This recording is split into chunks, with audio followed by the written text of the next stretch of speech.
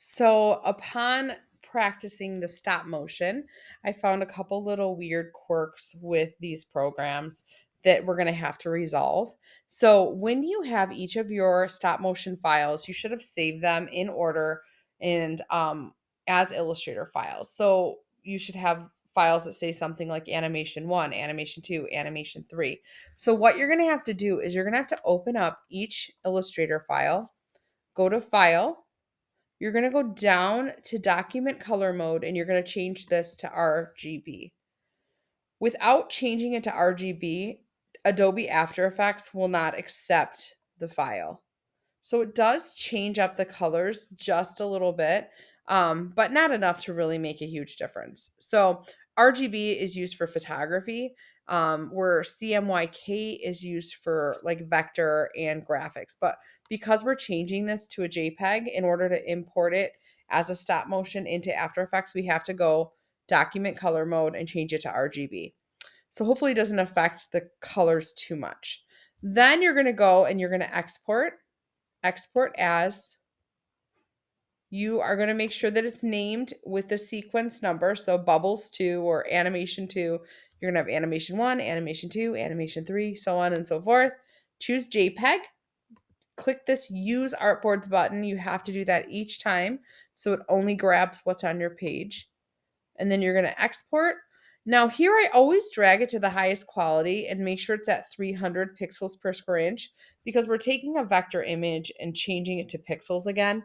But if your stop motion has tons and tons of files and your computer's getting really slow and bogged down, this is something you could come back and change this to a lower quality, or you could set this to a screen resolution because it is going to be a video essentially. So this is something, if you reduce this, it will reduce the quality, but it will be perfectly fine for viewing on a screen. You just won't be able to print it, which we're not printing it anyway. So try it at 300, but if your if your file ends up being too large, you can always come back and do this. So highest quality and the highest PPI is what I like to save as, and just hit OK. And that should save your settings. So this will have saved a JPEG. So you got to go and look at your folder. Here's the problem. Adobe After Effects will put all of your files in order for you, but Illustrator adds this 01 after your JPEGs, and there's no way to get rid of that unless you rename the file.